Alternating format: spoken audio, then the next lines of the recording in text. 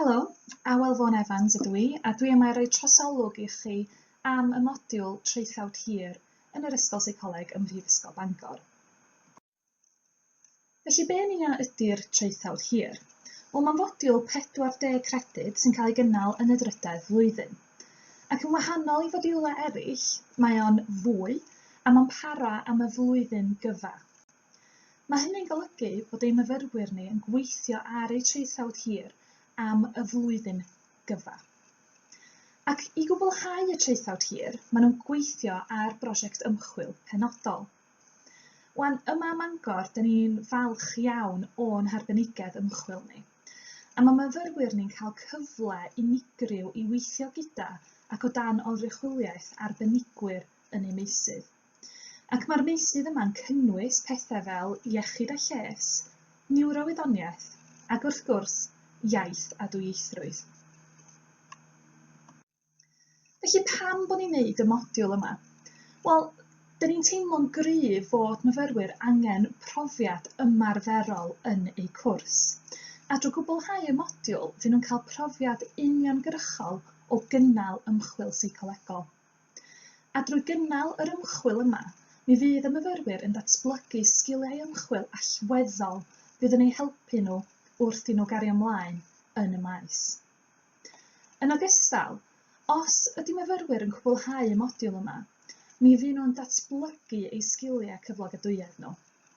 Fydd nhw'n datblygu'r gallu i gynllunio ac i drefnu, a hefyd drwy weithio mewn grŵp ymchwil, fydd nhw'n datblygu'r gallu i weithio'n annibynnol ac i gydweithio gydag eraill. Wan, sut dyn ni'n gwneud hyn? Be sy'n digwydd ydy mae gorychwylwyr yn cynhyrchu disgrifiadau o brosiectau ymchwil ac yn rhoi hein i fyfyrwyr i'w darllen. Ar ôl i fyfyrwyr i darllen, dyn ni'n gofyn iddyn nhw ddewis 5 prosiect sydd yn ei diddori a 5 prosiect sydd ella ddim yn ei diddori gymaint â hynny. Ac ar ôl iddyn nhw wneud hyn, dyn ni'n mynd drwy broses dyrannu. A wrth wneud hyn, dyn ni'n gwneud pob ymdrech i ddyrannu myfyrwyr i brosiectau sydd yn ei diddori ac yn osgoi rhoi myfyrwyr ar brosiectau sydd ddim yn ei diddori. Ac yn ola, pwy sy'n gallu gwneud y modiwl yma?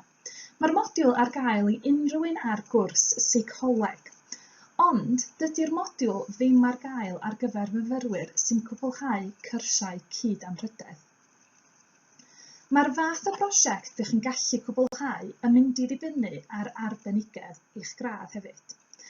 Felly, os ydych chi'n penderfynu cwblhau gradd Seicoleg gyda niwroseicoleg, ydych chi angen cwblhau prosiect neu Traethawd Hir yn y maes o niwrowyddoniaeth.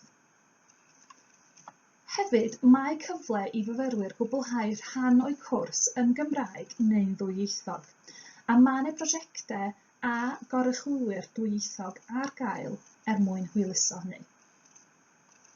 Felly, dwi'n gobeithio bod fi wedi cynnwys digon o wybodaeth i chi yn fama, ond os oes gennych chi unrhyw gwestiynau, plis cysylltwch efo fi dros e-bost, a diolch yn fawr iawn i chi am wrando.